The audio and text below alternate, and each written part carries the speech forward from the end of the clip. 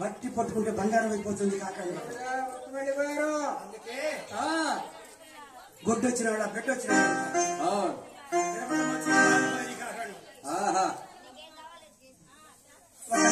వస్తున్నాడు గోపిరాజు. గోపయ్య గోపయ్య ఇంతకు ముందు తిరణాయి మీకు అన్నం ఉన్నది. అవునయ్యా. ఉండడానికి ఇల్లు ఉన్నదా? అవునయ్యా. నీ భార్య తిరుపతం వచ్చింది. మీరు ఇప్పుడు కోటేశ్వరుడు అయిపోయారు. అవునయ్యా. మీరు ఒక్కడే కాదు బాబాయ్, మరి మన గ్రామంతా పాడి పంటలతో గిలసిల్లుచున్నది. అవును. ఉదయం లేచి ఆ తల్లి ముఖం చూస్తే చేసిన పాపాలు పోతాయి అంటున్నారు. గోపాయ భార్య లక్ష్మీ దేవతలు బాబాయ్. అవునండి, గోపాయ భార్య లక్ష్మీ దేవత. అందరూ లక్ష్మీ లక్ష్మి అంటుంటే గోపాయ మనసు ఎలా ఉంది? ఎలా ఉన్నదండి? ఆనంద భరితమైపోతున్నాడు గోపయ్య. ఓహో. తిరుపతి నిన్నందరూ లక్ష్మీ లక్ష్మీ లక్ష్మి అంటుంటే నా మనసు ఎంతో భరితమైపోతుంది. మన గురువుని ప్రయత్నం చేయాలి. నాకెందుకు రాదా? నాకన్నా ఎత్తైనది.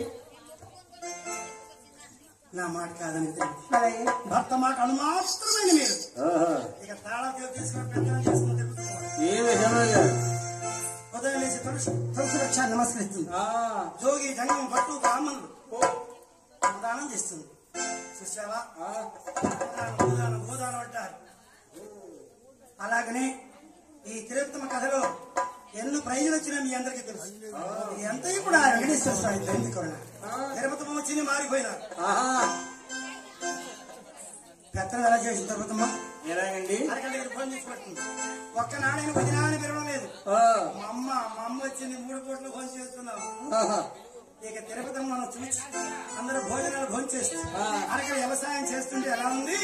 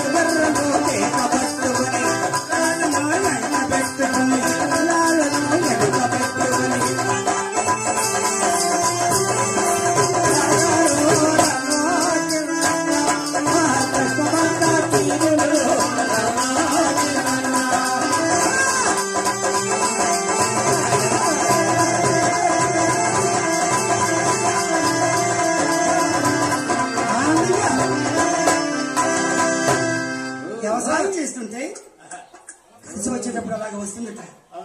ఒకనాడు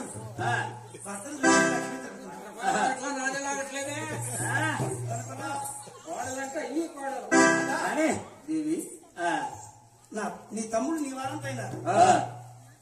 ఈ కళ్యాణం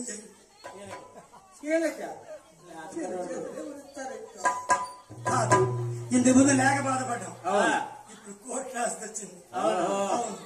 తమ్ముడు కానీ ఎవరికి మన ఘనంగా 5 రోజులు చేయాలి అని ఊరేగింపులు మళ్ళపాడని గ్రామం వెళ్ళి 3 కన్నెలు మాట్లాడి దగ్గుబాడు అని గ్రామం 1 కన్నెలు మాట్లాడి 2 కన్నెలు మాట్లాడి గోగులని పాలెంలో 1 కన్నెలు మాట్లాడి 6 లగ్గం ఒకటే రంగరంగ వైభోగంగా రంగరంగ వైభవం ఎలా ఉంది? ఆకాశవంత 12 పూజంతో వేసి వీధుల 12 ఊరేగింపులు నేలటూరి వెంకటేశ్వరరావు దగ్గర డోలక్ మాస్టర్ ఎలా ఉంది? కళ్యాణ మహోత్సవాలు జరిగిపోతున్నాయి. గ్రామంతా మేళతాళం మరుగుతున్నాయి. పచ్చని పసిదాలలో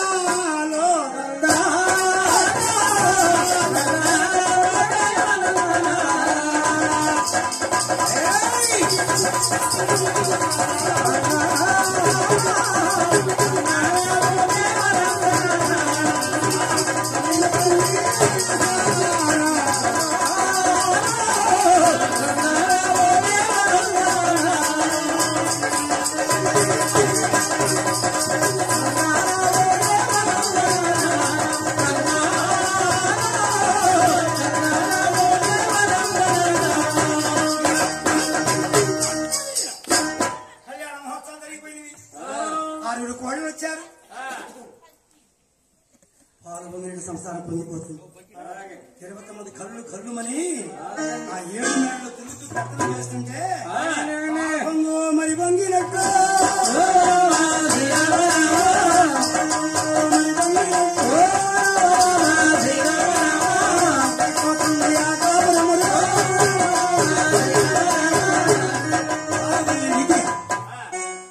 సంసారం పొంగిపోతుంది. పక్కనాడివి 6 కోడళ్ళు వచ్చారు.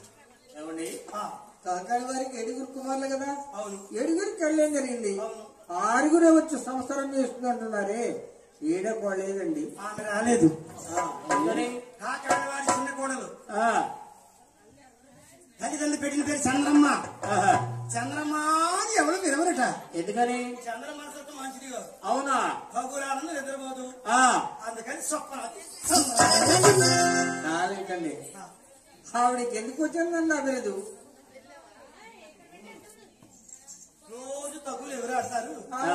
తగు రాని రోజు ఏం చేస్తుంది సార్, నాకు తల చూసుకుంటుంది. ఆ ఇంటి ముందు ఉన్నట్టు అడుగు మీద కూర్చొని ముక్కుడు మసి పూసుకుంటుంది. దాని ఇంత కాలేటే ముక్కులు మసి ఎందుకో అక్కడనే ఉంది. ఏమిటా దాని ఒక సందర్భం అంతా దాని ముక్కుడు మసి అయింది అన్నారనుకో, నీ అబ్బ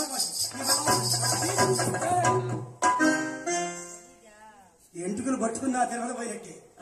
అందుకని ఆమె స్వప్న అత్తవారింటికి ఏమన్నా నడుస్తుందండి. వెళ్ళే రోజు నేను వెళ్ళను. తిరుపతి మక్క 20 సార్లు వచ్చినట్ట. నేను అలా వెళ్ళను. ఎందుకని? 7 కూడా సార్లు వెళ్ళను. తిరుపతి మక్క 5 గోవులు తీసుకొచ్చిందట. అవును. మరి నేను 7 గోవులు తీసుకెళ్తాను. తిరుపతి వచ్చి నాకు 7 మేళ్ళ కట్టిన మేళ్ళు 7 మేళ్ళగా సందరం వచ్చింది.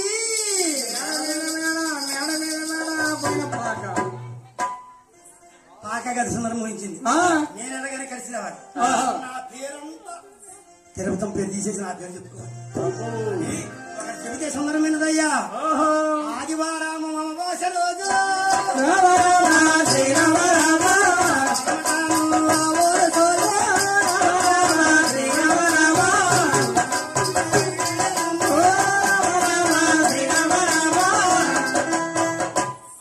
సుందరం వస్తుంది. తిరుపతి ముందు వచ్చింది. ఆదివారం అమావాస్య నేనేమైనా బాధపడుతుందేమో. ఇది మా తోడు కూడా సుందరమ్మ. ఇంకో అడిగినప్పుడు మా బీనట్టు సాధించమని చెప్పండి. సరే అమ్మా.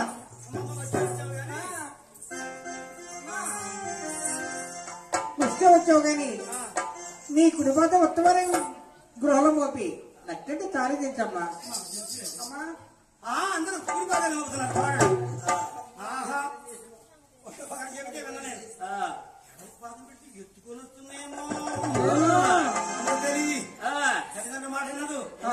జనం పాడుతుంది అక్కడికి సాధించేసింది. సుందరం వచ్చే నాటి నుండి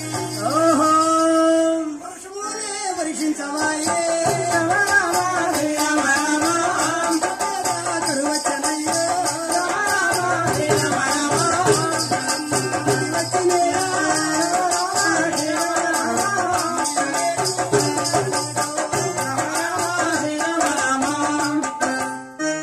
సుందరం వచ్చింది.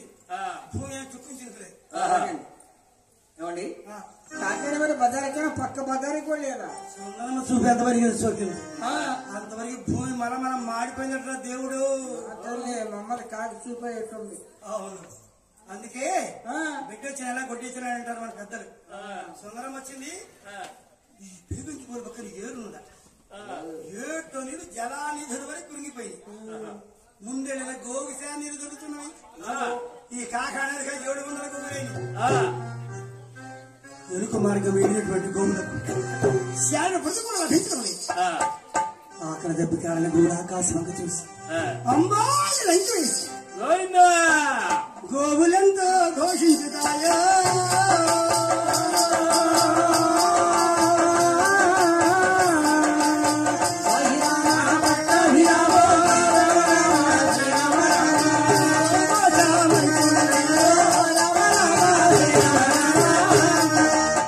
సుందరం వచ్చింది. నీళ్లు గోవు నీరు దొరుకుతున్నాయి. ఈ గోవులు ఘోష చేతి కడుపుతారు.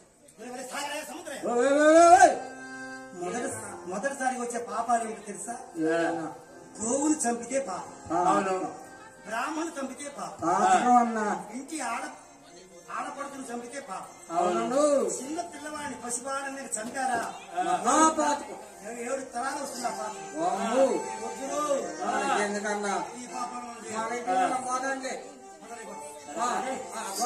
అయ్యా గోపయ్య గారు నమస్తే బాబు.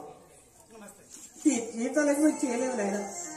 700 గోవుల ముందా నీళ్ళ మేతలు తమ్ముగా నిలబెట్టించిపోతున్నాయి. మాకు బిడ్డలు ఉన్నారండి.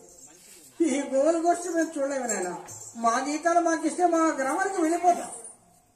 ఉన్న ప్రాణాలు మీరు పెడితే ఎక్కడ నీరున్నా లేకపోతే మొత్తం రామరాజ్యం వర్షాలు ఉంటాయంట. పెద్ద గోవాన్ని పాపం ఏంటంటే మీరు గోవు లెక్క పెట్టండి.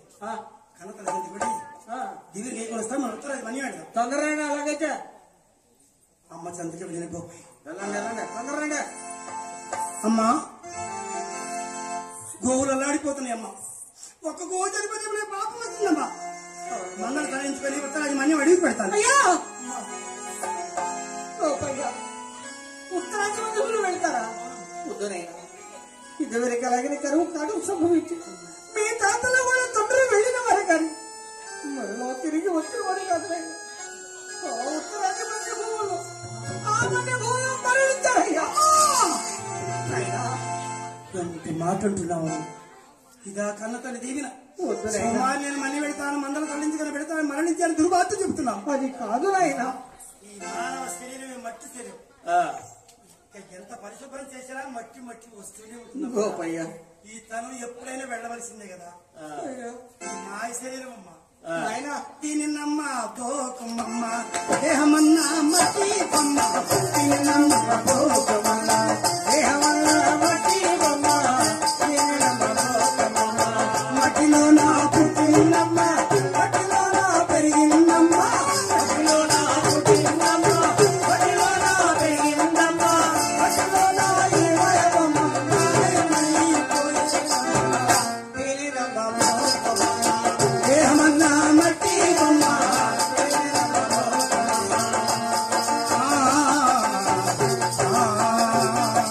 అమ్మా ఎంతటి కోటేశ్వరుడైనా